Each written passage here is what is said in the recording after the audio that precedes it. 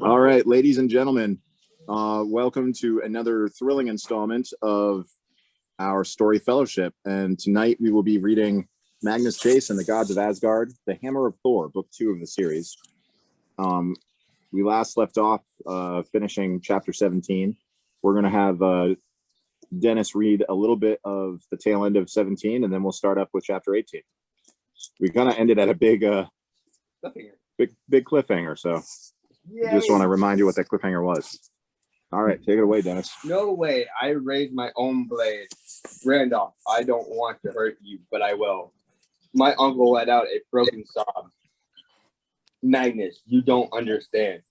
You don't know what he's planning. Randolph, Loki hissed.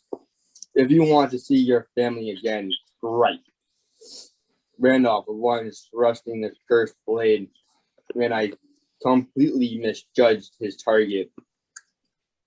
Stupid Magnus, unforgivably stupid. I was only thinking about Sam lying helpless at Loki's feet. I needed to defend her. I wasn't thinking about prophecies or how everything Loki did, even a casual glance at his daughter, was a trick. I stepped to intercept my uncle's strike, but he charged right past me. With a cry of horror, he buried the Skufnung sword in Blitzen's gut. 18. I need to learn many, many more cuss words in sign language. I howled with rage. I slashed upward, and the Skufnung sword flew out of Randolph's grip. Along with you might want to skip this part. A couple of pink things that looked like fingers. Ugh. Randolph stumbled. Well, we're eating. I don't know if we wanted to read that. I know, right? Fingers just got chopped off of his uncle. Randolph stumbled back, cradling his fist against his chest. The Skufnung sword clanged to the floor. Oh, Blitzen's eyes widened. The sword had gone straight through his... Oh, wait. Not yet. Right? Yeah. The sword had gone straight through his chainmail vest. Blood seeped between his fingers. He stumbled. Hearthstone caught him and dragged him away from Randolph and Loki. I reeled around on Loki. I raised Jack's blade again and sliced through the god's smug face, but his form just shimmered like a projection. He swings, he misses. Loki shook his head. Really, Magnus? We both know you can't hurt me. I'm not fully here. Besides, fighting isn't your strong suit. If you need to take out your anger on someone, go ahead and kill Randolph, but do it quickly. We have a lot to talk about, and your dwarf is bleeding out. I couldn't breathe. I felt like someone was pouring pure hate right down my throat. I wanted to cut down my own uncle. I wanted to pull this tomb apart, stone by stone. Suddenly, I understood Radatos, the squirrel who only spoke malice and wanted to destroy the very tree he lived in. It wasn't easy, but I pushed down the anger. Saving Blitz was more important than getting revenge. Jack, I said, watch these Menefrets. If they try to hurt Sam or take the Skufnung sword, go into Cuisinart mode. You got it, Jack spoke in a deeper voice than usual, probably to impress the Skufnung sword. I'll protect the hot lady blade with my life. Oh, and also Sam. I ran to Blitzen's side. That's it? Loki cheered. There's the Magnus Chase I know and love. Always thinking of others. Always the healer. I put my hands on Blitzen's gut, then glanced up at Hearthstone. You got any runes that might help? Hearth shook his head. His own Radatos level hatred smoldered in his eyes. I could see how desperately he wanted to do something, anything, something, anything. But he'd already used 2 runes this morning. Any more would probably kill him. Blitzen coughed. His face turned the color of putty. I'm good, guys. Just need a minute. Hold on, Blitz. Again, I summoned the power of Frey. My hands heated like the oil coils of an electric blanket, sending warmth into every cell of Blitzen's body. I slowed the circulation. I eased his pain, but the wound itself refused to heal. I felt it fighting me, tearing open tissue and capillaries faster than I could mend them, gnawing at Blitzen with malicious hunger. I remembered Hearthstone's prophecy. Blitzen, bloodshed cannot be stopped. I remembered Hearthstone's prophecy. Blitzen, bloodshed could not be stopped. Cannot be stopped. This was my fault. I should have seen it coming. I should have instead insisted that Blitzen stay in Mimmer's safe house eating delivery pizza. I should have listened to that stupid back bay goat assassin. You're going to be fine, I said. Stay with me. Blitz's eyes were starting to lose focus. Got sewing kit in my vest pocket, if that helps. I wanted to scream.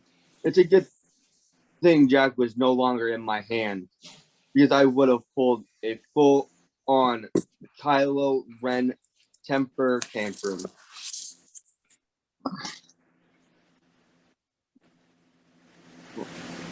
I rose and faced Loki. I rose and faced Loki and Randolph. My expression must have been pretty frightening. Randolph backed all the way into a zombie niche, leaving a trail of blood from his wounded hand. I probably could have healed that for him, but I wasn't even tempted. Loki, what do you want? I demanded. How do I help Blitzen? The god spread his arms. I am so glad you asked. Happily, those 2 questions have the same answer. The stone, Blitzen gasped. He wants the stone. Exactly, Loki agreed. You see, Magnus, wounds from the Skofnung sword never heal. They just keep bleeding forever, or until death, whichever comes first. The only way to close that wound is with the Skofnung stone. That's why the 2 are such an important set. Hearthstone launched into a bout of sign language, cursing so impressive it could have made a beautiful piece of performance art. Even if you didn't know ASL, his gestures conveyed his anger better than any amount of yelling. Dear me, Loki said. I haven't been called some of those names since my last flighting with the Aesir. I'm sorry you feel that way, my elfish friend, but you're the only one who can get that stone. You know it's the only solution. You'd better run along home. Home? My mind moved at the speed of cold syrup. You mean Alfheim? Blitzen groaned. Don't make Karth go. Not worth it, kid. I glared at Uncle Randolph, who was making himself at home in his zombie niche.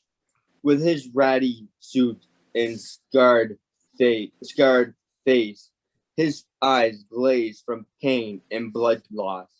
Randolph was already halfway to being undead. What is Loki after? I asked him. What does any of this have to do with Thor's hammer?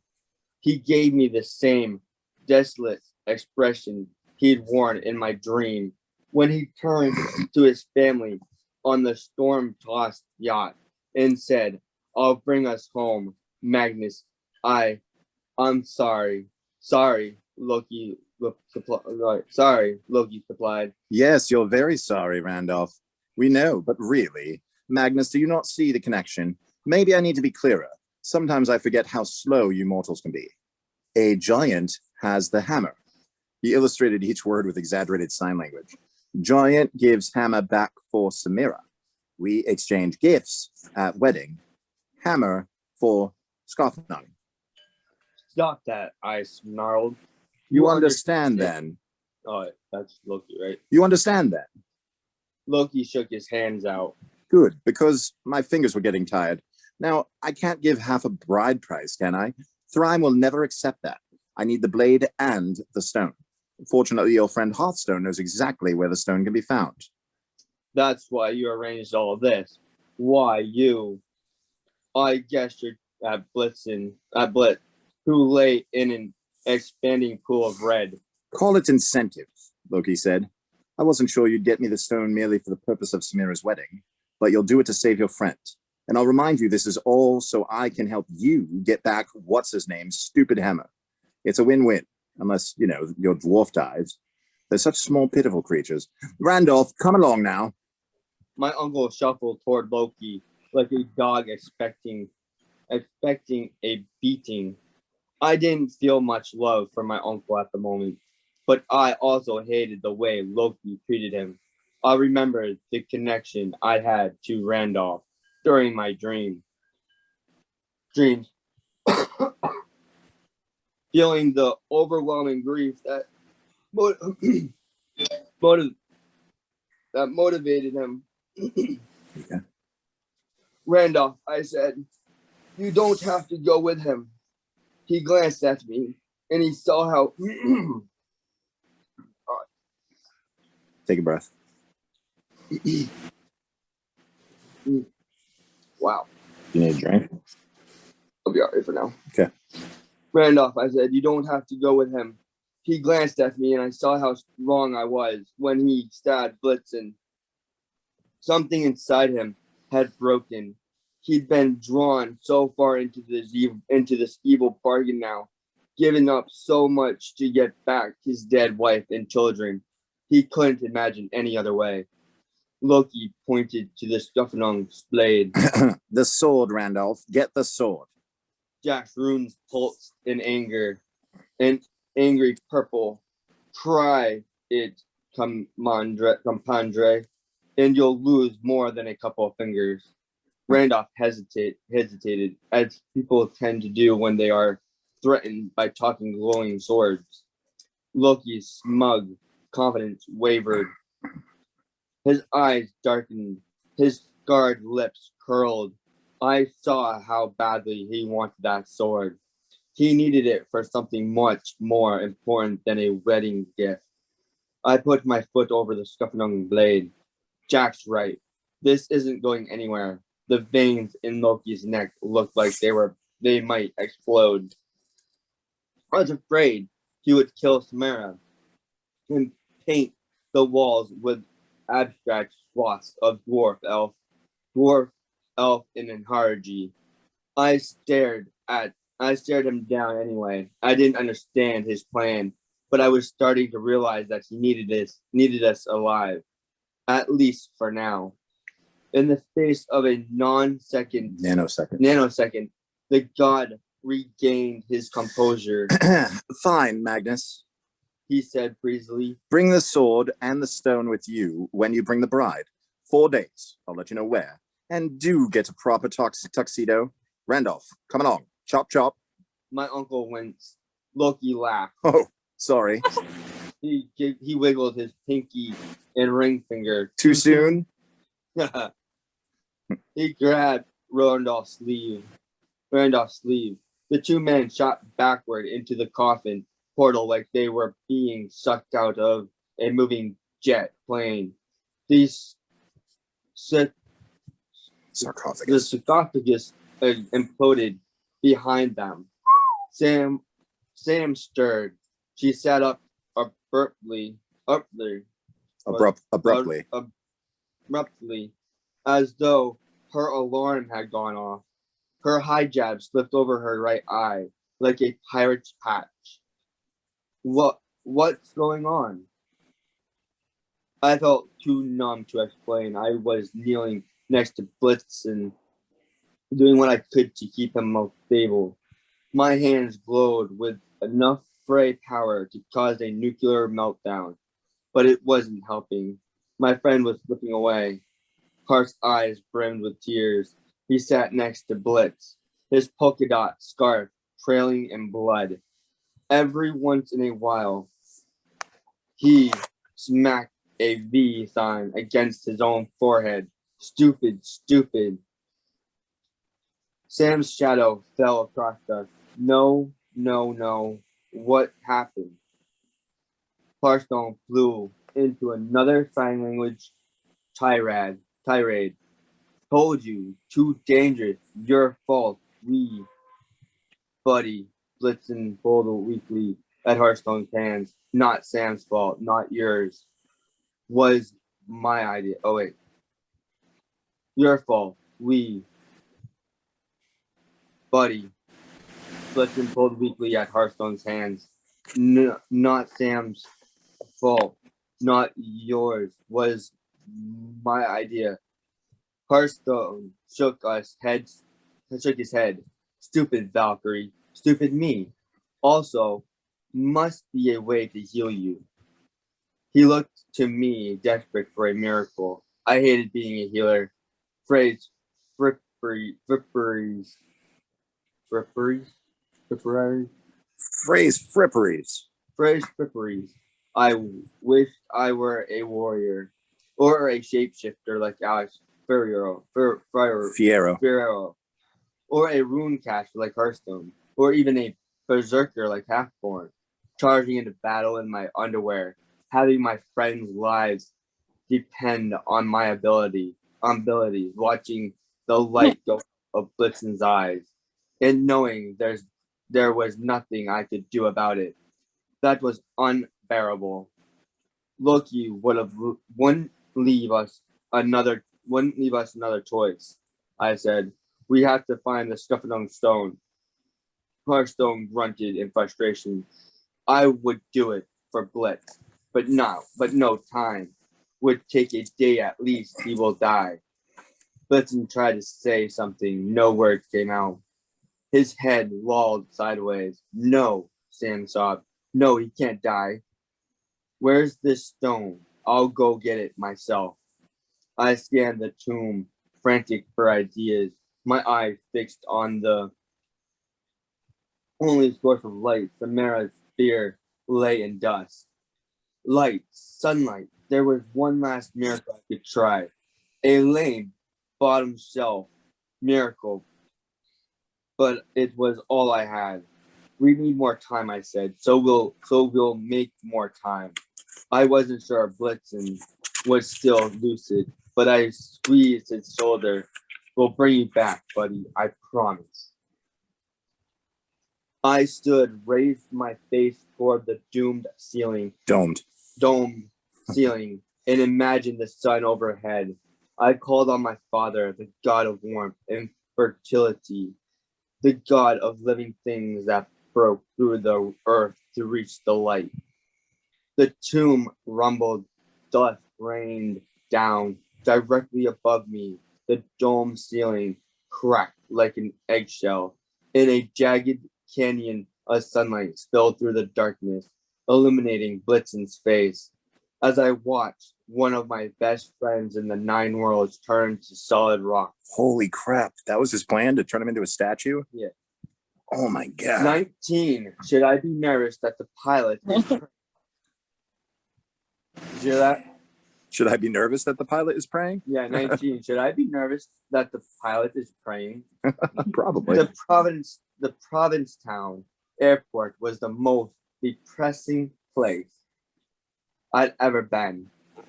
To be fair, that might have been because I was in the company of a petrified dwarf and a heartbroken elf. A furious Valkyrie in a sword that would not shut up. Sam had called an Uber car to get us from the Pilgrim Monument. I wondered if she used Uber as a backup for transporting souls. Looking stuff up. Keep going. I wondered if he used Uber as a backup for transportation souls to Valhalla, all the way to the airport, crammed in the backseat of a Ford Focus station wagon. I couldn't stop humming Flight of the Valkyries. Next to me, Jack hogged the seat belt and pestered me with questions. Can we unsheath Scuffenug again just for a minute? I want to say hi. Jack, no, she can't be drawn in sunlight or in the presence of a woman. And if she did unsheath her, and if we did unsheath her, she'd have to kill somebody. Yeah, but except for that. Yeah, but except for that. Wouldn't it be awesome? He sighed, his runes lightening up his blade. She's so fine. Please go into pendant mode. Do you think she liked me? I didn't say anything stupid, did I? Be honest. I bit back a few scathing remarks. It wasn't Jack's fault. We were in this predicament. Still, I was relieved when I finally convinced him to turn into a pendant. I told him he needed his beauty rest in case we unsheathed Scuffenung later. When we get to the airport, I helped Hearthstone wrestle our granite dwarf out of the station wagon while Sam went into the terminal. The airport itself wasn't much to look at, just a one-room shack for arrivals and departures. A couple of benches out front and beyond the security fence, two runways for small planes. Sam hadn't explained why we were here. I guess she was using her pilot connections to get us a charter flight back to Boston. Obviously, she couldn't fly all four of us under her own power, and Hearthstone was in no shape to cast any more runes. Karth had spent his last bit of magical energy to summon bubble wrap and strapping tape, using a rune that could look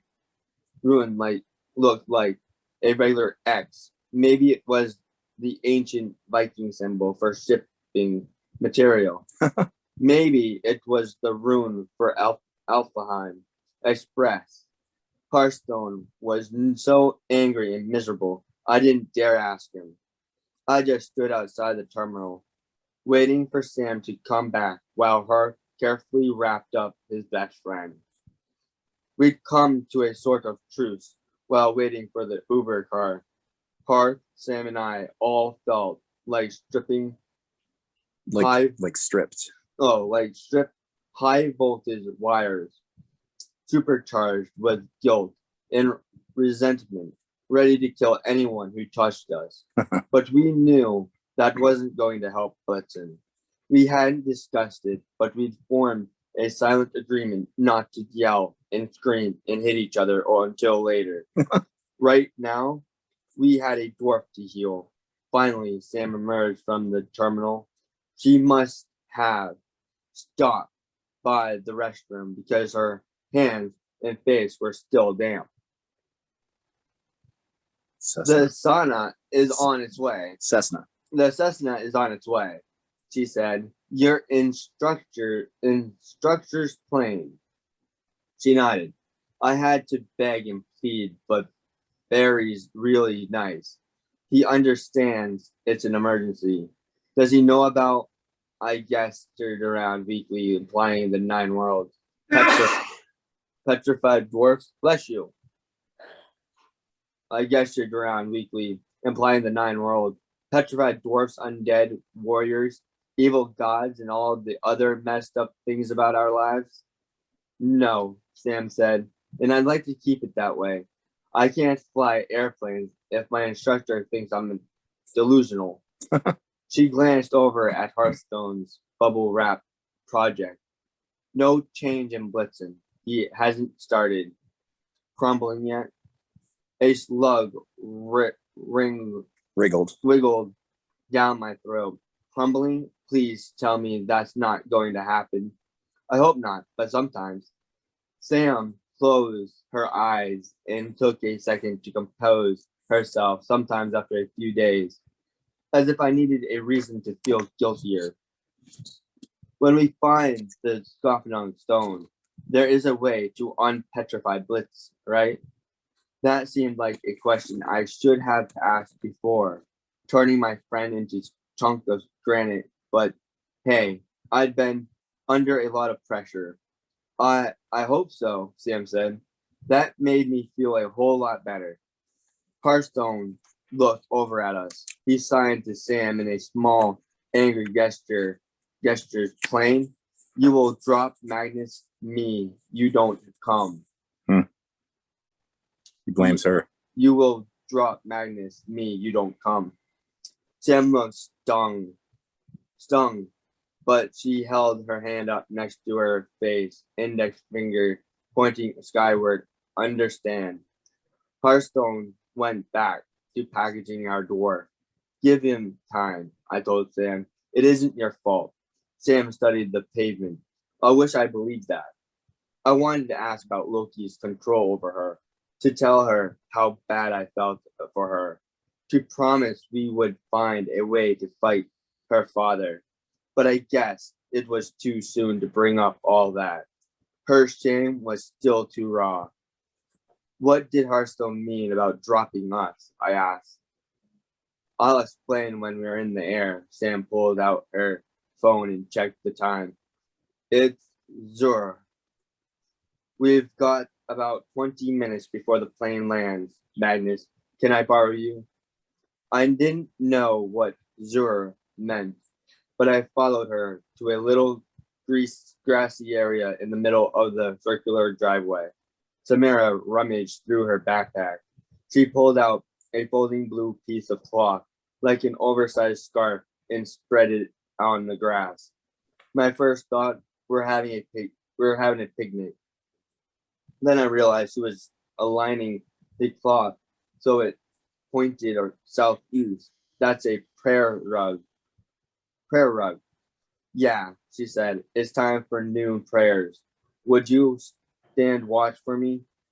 Wait, what? I felt like she was handing me a newborn baby and asking me to take care of it. In all the weeks, I'd known Sam, I'd never seen her pray.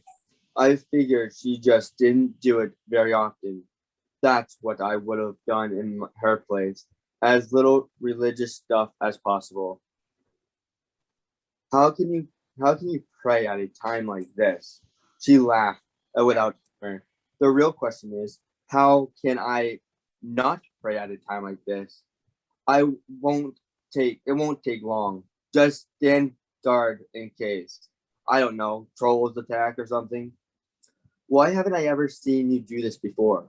Sam shrugged. I pray every day, 5 times as required. Usually I just slip away to somewhere quiet, though if I am traveling or in a dangerous situation, sometimes I postpone prayers until I'm sure it's safe. That's permissible. Like when we were in Jotunheim, she nodded. That's a good for instance. Since we're not in danger At the moment.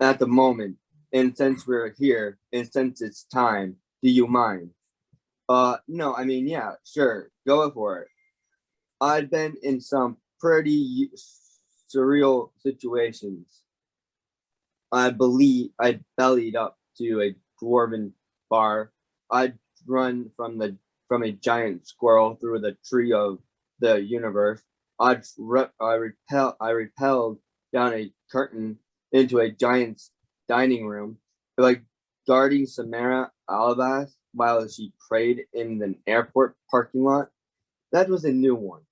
Sam took off her shoes. She stood very still at the foot of her rug, her hands clasped at her stomach, her eyes half closed. She whispered something under her breath. She momentarily brought her hands to her ears, the same gesture we'd use in ASL for listening carefully. Then she began her prayers, a soft sing-song chanting of Arabic that sounded like she was reciting a familiar poem or a love song. Sam bowed, straightened, and knelt with her feet tucked under her and pressed her forehead against the cloth. I'm not saying I stared at her if it felt wrong to gawk, but I kept watch from what I hoped was a respectful distance. I have to admit, I was kind of fascinated, also maybe a little envious, even after all that had just happened to her. After being controlled and knocked unconscious by her evil father, Sam seemed momentarily at peace. She was generating her own little bubble of tranquility. I never prayed because I didn't believe in one all powerful God, but I wished I had Sam's level of faith in something. The prayer didn't take long. Sam folded her rug and stood. Thanks, Magnus. I shrugged, still feeling like an intruder. Any better now? She smirked. It's not magic. Yeah, but we see magic all the time. Isn't it hard, like believing there's something more powerful out there than all three Norse begins? All these Norse beings. These Norse beings we deal with, especially if, no offense, the big dude doesn't step in to help out. Hmm. Sam tucked her prayer mat into her bag. She not stepping in, not interfering, not forcing. To me, that seems more merciful and more divine, don't you think? I nodded. Good point. Yeah. I hadn't seen Sam crying, but the corners of her eyes were tinged with pink. I wondered if she cried the same way she prayed privately, stepping away to come to some quiet place so we didn't notice. She glanced at the sky. Besides, who says Allah doesn't help? She pointed to the gleaming white shape of an airplane making its approach. Let's go meet Barry. Surprise! Not only did we get an airplane and a pilot, we also got Sam's boyfriend. Sam was jogging across the tarmac when the plane's door opened. The first person down the steps was Amir Fadlan. Amir Fadlan. A brown leather jacket over his white Fadlan's falafel t-shirt. His hair slicked back and gold-rimmed sunglasses over his eyes. So he looked like one of those avatar dudes in a aviator dudes in a Breitling watch ad. I don't know what that is. Sam slowed when she saw him, but it was too late for her to hide. She glanced back at me with a panicked expression, then went to meet her betrothed. Her betrothed, yeah. Betrothed. I missed the first part of their conversation. I was too busy helping Hearthstone lug a stone dwarf to the plane. Sam and Amir stood at the bottom steps, trading exasperated hand gestures and pained expressions.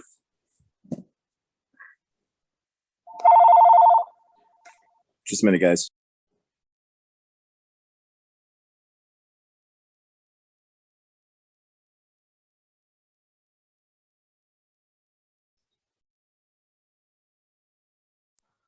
Okay, we're back. When I finally reached them, Amir was pacing back and forth like he was practicing a speech. I shouldn't even be here. I thought you were in danger. I thought it was life and death. He froze in his tracks. Magnus? He stared at me as if I had just fallen out of the sky, which wasn't fair since I hadn't fallen out of the sky in hours. Hey man, I said, there is totally a good reason for all of this. Like a really good reason. Like Samara didn't do anything that you might be thinking that she did that was wrong because she didn't do that. Sam glared at me, Not not helping. helping. Amir's gaze drifted to Hearthstone. I recognize you too from a couple of months ago at the food court, Sam's so-called math study group. He shook his head in disbelief. So you're the elf Sam was talking about, and Agnes, you're dead. So Sam said she took your soul to a Valhalla. And the dwarf, he stared at our bubble wrap. Carry on. Blitzen is a statue. Temporarily, I said. That wasn't Sam's fault either. Amir let out one of those crazy laughs. You never want to hear the kind that indicates the brain has developed a few cracks that will not come out with buffing. I don't even know where to start, Sam. Are you okay? Or are you in trouble? Samara's cheeks turned the color of cranberry sauce. It's complicated. I'm so sorry, Mer. I didn't expect that he wouldn't be here, said a new voice. Darling, he wouldn't take no for an answer. Standing in the plane's doorway was a thin, dark-skinned man, so well dressed that Blitzen would have wept with joy. Maroon, well, Not moron skinny jeans. maroon skinny jeans, pastel green shirt, double-breasted vest, and pointy leather boots. The laminated pilot's ID hanging around his neck read Barry Al-Jabbar. My dears, said Barry, if we're going to keep to our flight plan, you should come aboard. We just need to refuel and we'll just be on our way. And as for you, Samara, he raised an eyebrow. He had the warmest gold eyes I'd ever seen. Forgive me for telling Amir, but when you called, I was worried sick. Amir is a dear friend, and whatever drama is going on between you two, I expect you to fix it. As soon as he heard you were in trouble, he insisted on coming along. So Barry cupped his hand to his mouth and stage whispered, we'll just say I'm your chaperone, shall we? Now, all aboard. Barry whirled and disappeared back inside the plane. Hearthstone followed, lugging Blitzen up the steps behind him. Amir wrung his hands. Sam, I'm trying to understand, really. She looked down at her belt, maybe just realizing she was still wearing her battle axe. I know. I'll do anything for you, Amir said. Just don't stop talking to me, okay? Tell me no matter how crazy it is. Tell me. She's nodded. You better get on board. I need to do my walk around inspection. Amir glanced at me once more, as if he was trying to figure out where my death wounds were. Then he climbed the steps. I turned to Sam. He flew out here for you. Your safety is all he cares about. I know. That's good, Sam. I don't deserve it. I wasn't honest with him. I didn't want to infect the one more normal part of my life. The abnormal part of your life is standing right here. Her shoulders slumped. I'm sorry. I know you're trying to help. I wouldn't change having you in my life, Magnus. Well, that's good, I said, because there's a whole lot more crazy coming up. Sam nodded. Speaking of which, you'd better find a seat and buckle in. Why? Is Barry a bad pilot? Oh, Barry's an excellent pilot, but he's not flying you. I am. Straight to Alphaheim. Oh no. Trying to do it. It is 6:54, so we got like half an hour more. Well, it's right to 20 right now. Everything going okay, guys? You can hear the broadcast all right? Testing. Yep. Okay, good. Cool. Yeah, we're good. Awesome. Hello, Mary. I didn't notice you had snuck on. All right. 20. In case of demonic possession, please follow illuminated signs to the nearest exit. Right? Yep. Chapter 20. Yeah, I said chapter 20. Mhm. Barry stood in the aisle to address us, his elbows on the seat backs on either side. His cologne made the plane smell like the Boston Flower Exchange. So, my dears, have you ever flown in a Citizen XLS before? No, I said. I think I would remember. The cabin wasn't big, but it was all white leather with gold trim, like a BMW with wings. 4 passenger seats faced each other to form a sort of conference area. Hearthstone and I sat looking forward. Amir sat across from me and petrified. Blitzen was strapped in opposite hearth. Sam was up in the pilot seat, checking dials and flipping switches. I thought all planes had doors separating the cockpit from the passenger area, but not the citation from where I sat. I could see straight out in the front windshield. I was tempted to ask Amir to trade places with me. A view of the restroom would have been less nerve-wracking.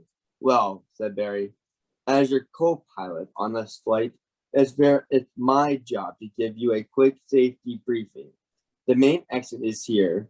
He rapped his knuckles on the cabin door, through which we'd entered in case of an emergency. If Sam and I aren't able to open it for you, you should have listened to me, Magnus Chase. You should have listened. Yeah, it breaks into the conversation. Yeah. In case of emergency, if Sam and I aren't able to open it for you, you should have listened to me, Magnus Chase. Barry's voice deepened and tripled in volume. Amir, who was sitting right under his elbow, nearly leaped into my lap. In the cockpit, Sam turned around slowly. Barry? I warned you. Barry's new voice crackled with this distortion and fluctuation up and down in pitch. Yet you fell into Loki's trap. What's wrong with him? Amir asked. That's not Barry. No, I agreed. My throat as dry as a zombie berserker's. That's my favorite assassins. Hearthstone looked even more confused than Amir. He couldn't hear the change in Barry's voice, obviously, but he could tell that the safety briefing had gone off the rails. Now there is no choice, said Barry. Not Barry. Once you heal your friend, find me in Jotunheim. I will give you the information you need to defeat Loki's plan. I studied the co-pilot's face. His gold eyes looked unfocused, but otherwise I couldn't see anything different about him. You're the goat killer, I said. The guy who was watching me from the tree branch at the feast. Amir couldn't stop blinking. Goat killer? Tree branch? Seek out Heimdall, said the distorted voice. He will point you in my direction. Bring the other, Alex Fierro. She is now your only hope for success. And that covers everything. Any questions? Barry's voice had returned to normal. He smiled contentedly. like he could think of no better way to spend his day than flying back and forth from Cape Cod, helping his friends and channeling the voice of otherworldly ninjas. That's creepy. Amr, Karth, and I shook our heads vehemently. No questions, I said. Not a single one. I locked eyes with Sam. She gave me a shrug and a head shake. Like, yes, I heard. My co-pilot was briefly possessed. What do you want me to do about it? Okay then, Barry patted Blitzen's granite noggin.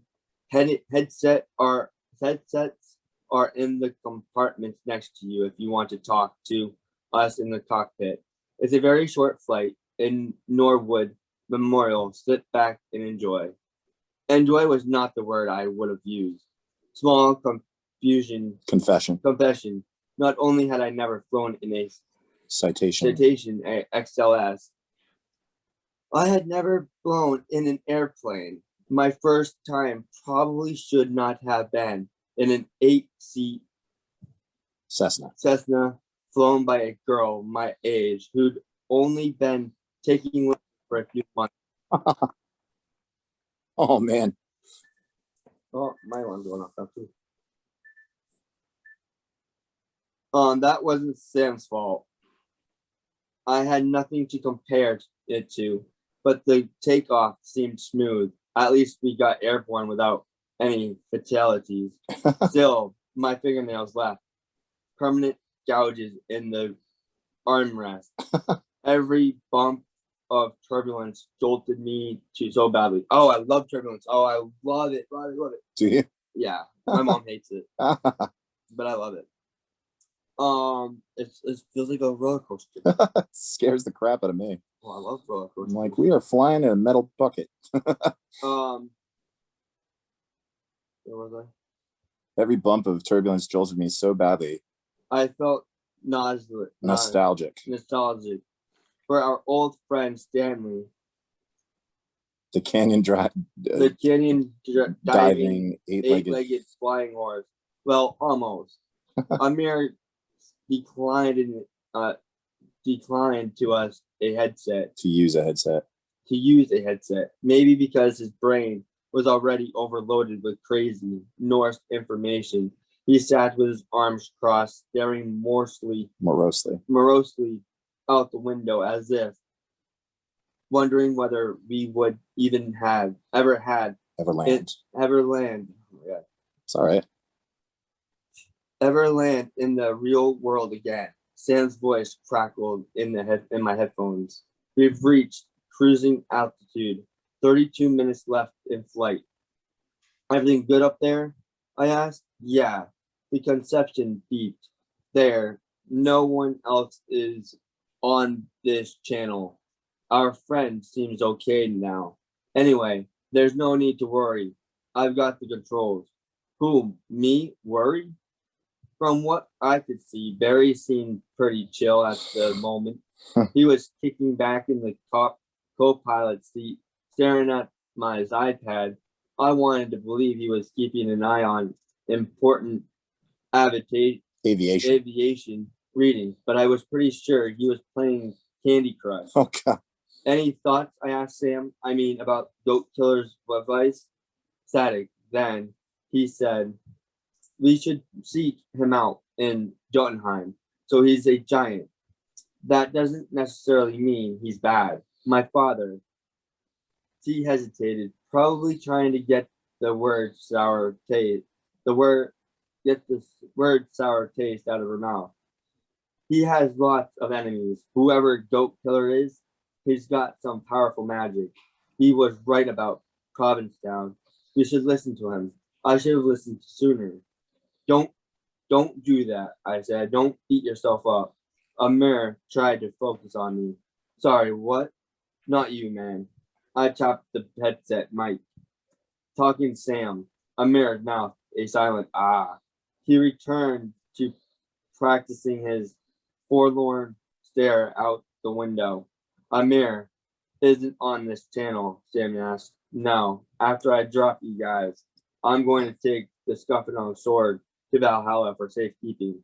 I can't take Amir into the hotel, but I'm going to try to Show him. show him what I can, show him my life. That's admirable. Good call. He's strong, Sam. He can handle it. A 3-second count of white noise. I hope you're right. I'll also update the gang on floor 19. What about Alex Ferrio?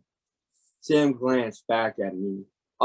It was weird seeing her a few feet away, but hearing her voice right in my ears, bringing her along is a bad idea, Magnus. You saw what Loki could do to me. Imagine what I could imagine, but I also sensed the goat killer had a point. We would need Alex Ferrio. Her arrival in Valhalla wasn't a coincidence, Coincidence. the Norns or some other weird prophecy gods had interwoven her fate with ours. I don't think we should underestimate her, I said, remembering her fighting those wolves and riding a bucking lindworm. Also, I trust her. I mean, as much as you can trust somebody who has cut your head off. Do you have any idea how to find the god Hamidal? The static sounded heavier, angrier. Unfortunately, yes, Sam said. Get ready, we're almost in position. For landing in Norwood, I thought. You said we were going to Alphaheim. You are. I'm not. The flight path to Norwood puts us just over the optimal drop zone. Oh no. Drop zone? I really hoped I had misheard her. Look, I have to concentrate on flying this plane. Ask Hearthstone. My headphones went silent. Hearthstone was having a staring contest with Blitzen. The dwarf's granite face poked out from his bubble wrap cocoon, his expression frozen in dying agony. Hearthstone didn't look much happier. The misery swirled around him was almost as easy to see as his blood-stained polka-dotted scarf. Alphaheim, I sighed.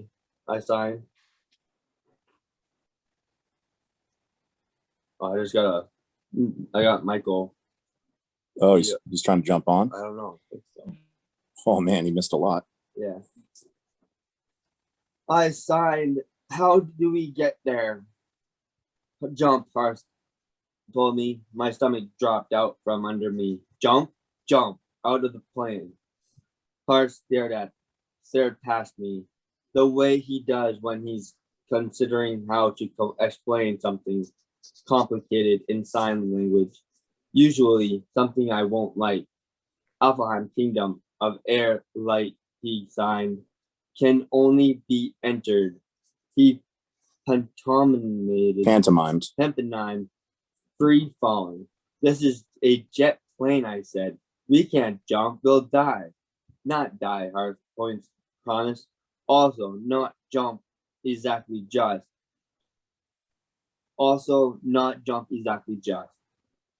Exactly just. He made a poof gesture, which did not reassure me. We cannot die until we say Blitzen. For a guy who rarely made a sound, Hearthstone could speak in definite shouts. In defiant shouts. When he wanted to. He'd just given me my marching orders. Poof, out of this plane. All fall to Alphaheim, save Blitzen. Only after that would it be okay for me to die? Amir shifted his seat.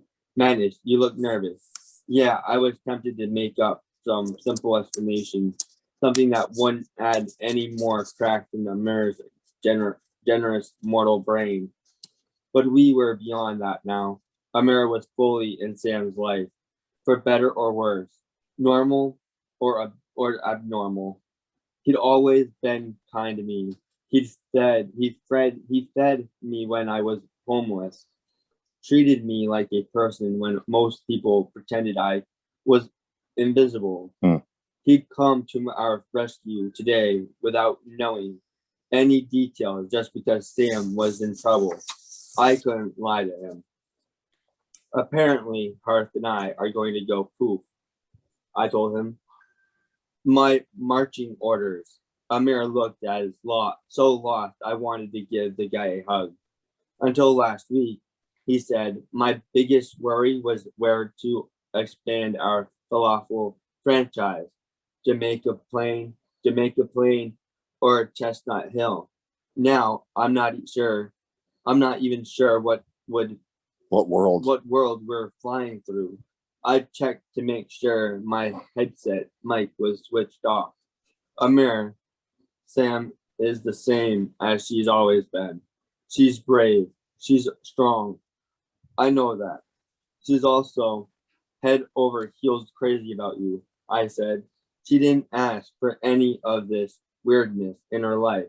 Her biggest concern is that it doesn't mess up her future with you. Believe that. He hung his head like a puppy in a kennel. I'm trying, Magnus. It's just so strange. Yeah, I said. Here's a heads up. It's going to get stranger. I switched on my microphone. Sam, I could hear the entire conversation. She announced. Apparently, I hadn't figured out the headset controls after all. I'll kill you later, she said. Right now, your exit is coming up. Wait, won't Barry notice if we just disappear? He's mortal. His brain will recalibrate. After all, people don't just vanish off jet planes in mid-flight. By the time we land in Norwood, he probably won't even remember you were here. I wanted to think I was a little more memorable than that, but I was too nervous to worry about it.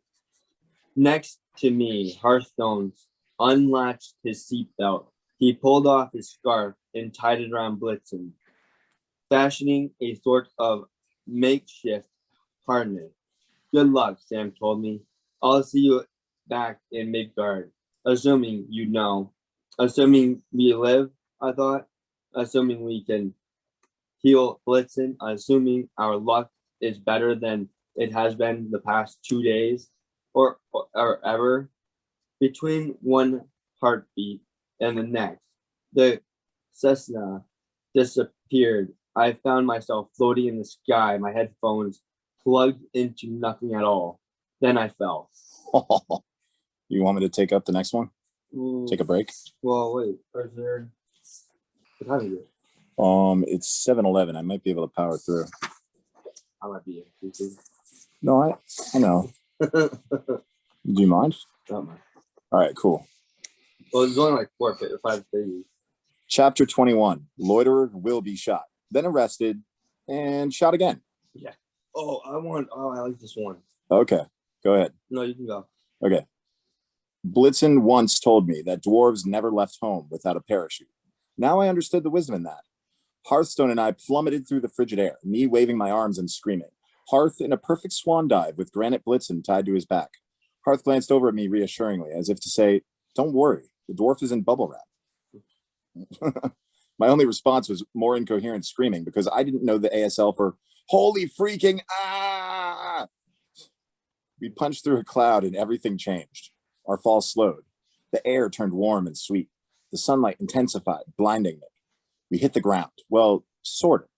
My feet touched down on freshly mown grass, and I bounced right off, feeling like I weighed about 20 pounds. I astronaut skipped across the lawn until I found my balance.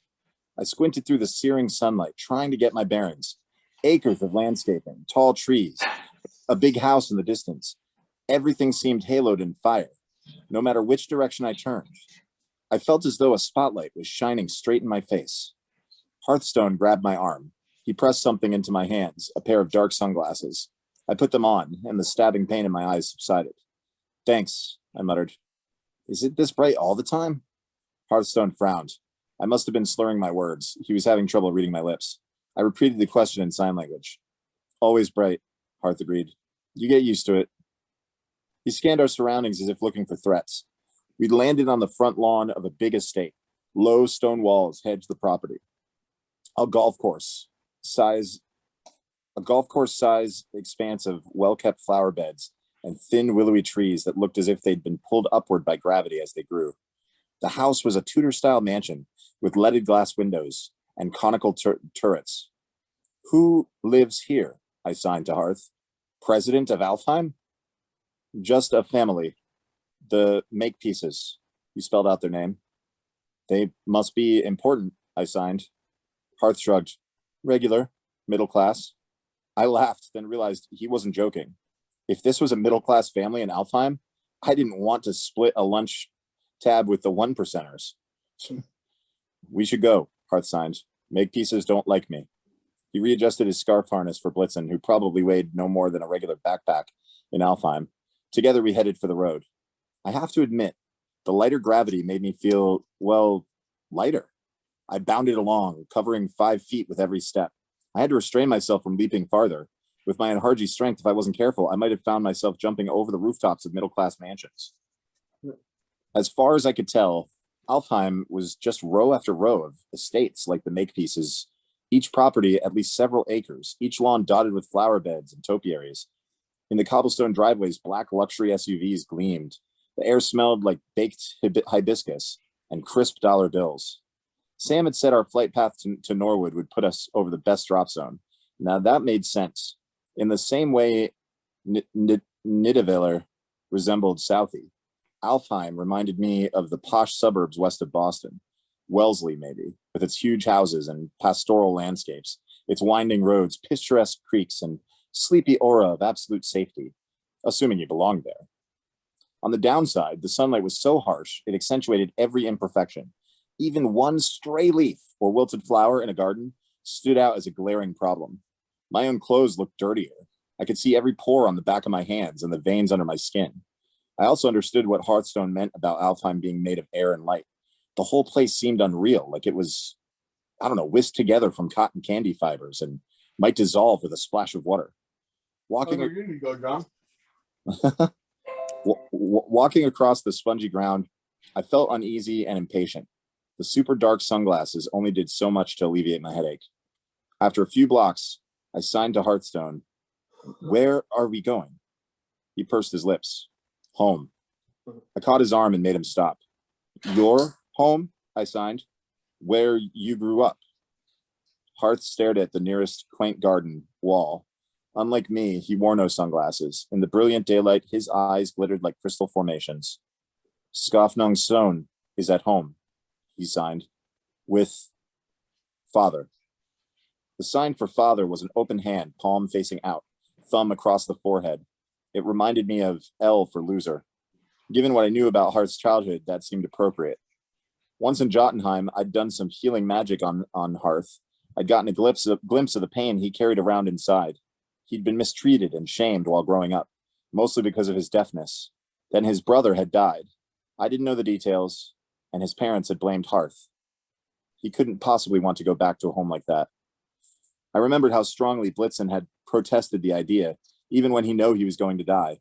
Don't make Hearth go. Not worth it, kid. Yet here we were. Why? I signed. Why would your father, loser, have the Skafnung stone? Instead of answering, Hearthstone nodded in the direction we'd come from. Everything was so bright in Elfworld. I hadn't noticed the flashing lights until the sleek black town car pulled up directly behind us.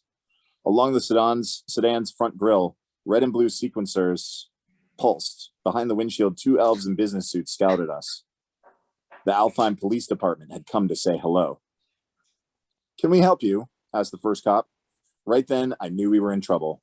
In my experience, no cop ever said, "Can we help you?" if he had any actual desire to help. Another giveaway? Cop number 1's hand was resting on the butt of his sidearm. Cop number 2 edged around the passenger side, also looking ready to break out some helpful deadly force.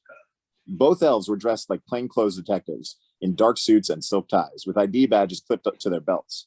Their short-cropped hair was as blonde as Hearthstone's. They had the same sort of pale eyes and eerily calm expressions. Otherwise, they looked nothing like my friend. The cops seemed taller, spindlier, more alien. They exuded a cold air of disdain, as though they had personal AC units installed under their shirt collars. The other thing I found strange, they spoke. I'd spent so much time around Hearthstone, who communicated in eloquent silence, that hearing an elf speak was really jarring. It just seemed wrong. Both cops focused on Hearthstone. They looked right through me as if I didn't exist. I asked you a question, pal, first cop said. Is there a problem here? Hearthstone shook his head. He edged back, but I caught his arm. Retreating would only make things worse. We're good, I said. Thanks, officers. The detective stared at me like I was from another world, which, to be fair, I was. The ID tag on cop number one's belt read Sunspot. He didn't look much like a sunspot. Then again, I guessed I didn't look much like a Chase. Cop number two's ID read Wildflower. With a handle like that, I wanted him to be wearing a Hawaiian shirt, or at least a floral pattern tie. But his outfit was just as boring as his partner's. Sunspot wrinkled his nose as if I smelled like a white's barrow. Where'd you learn Elfish, Thick? That accent is horrible. Thick? I asked. Wildflower smirked at his partner. What do you bet Elvish isn't his first language? Illegal Hostvader would be my guess. I wanted to point out that I was a human speaking English, and it was my first language. Also my only language. Elfish and English just happened to be the same. Like Hearth's Elf Sign Language was the same as American Sign Language. I doubted the cops would listen or care. The way they spoke was a little strange to my ears, a sort of old-fashioned aristocratic American accent I'd heard on newsreels and movies from the 1930s. Look, guys, I said, we're just taking a walk. In a nice neighborhood, said Sunspot, where I'm guessing you don't live. The Makepeace is down the road. They called in a report. Somebody trespassing, loitering. We take that sort of thing seriously, Thick. I had to tamp down my anger. As a homeless person, I'd been a frequent target for rough treatment by law enforcement. My darker-skinned friends got it even worse. So during the 2 years I lived on the street, I'd learned a whole new level of caution when dealing with quote-unquote friendly neighborhood police officers. And yet, I didn't like being called Thick, whatever that was. Officers, I said, we've been walking for maybe 5 minutes. We're heading to my friend's house. How is that loitering? Hearthstone signed to me, careful.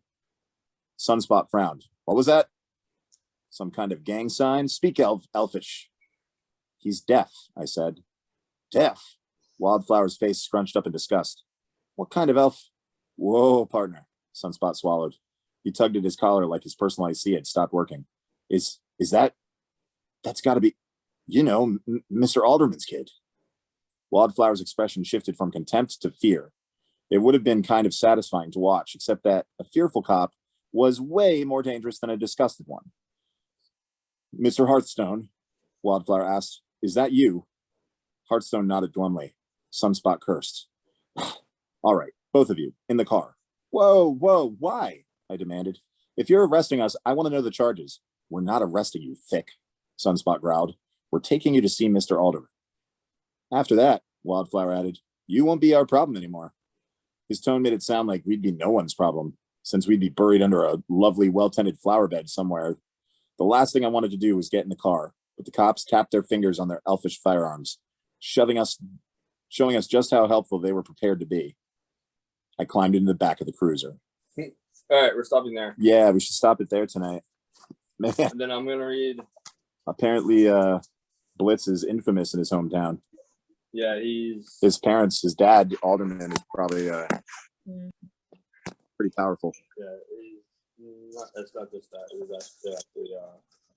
So next week we will pick up at chapter 22. I'll start reading. And Dennis will do the reading then.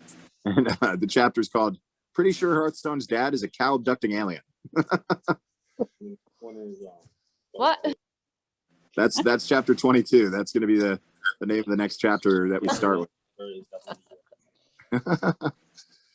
So I hope you guys have a good time. And it's a good book, man. There's definitely some twists and turns. Not the least of it's a good book. not the least of which is that, Blitzen's a freaking statue. So that needs to be fixed. But we shall see, my friend. We shall see. Well, until next time, I hope everyone has a great night. And Yeah. Alright, Sagey, bye. Good night, Seiji. Night, Sage. Good night, Sagey, bye. Good night, Sadie. Sleep well, sweet pea.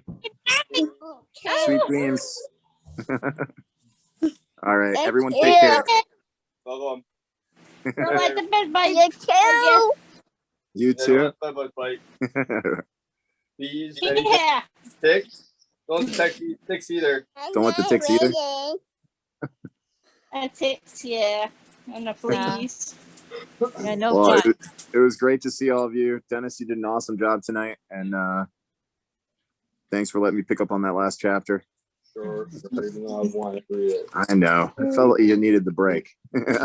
Gave you a chance to get a drink. So, anyways, all right, guys. Well, everybody have a great night. Good night, guys.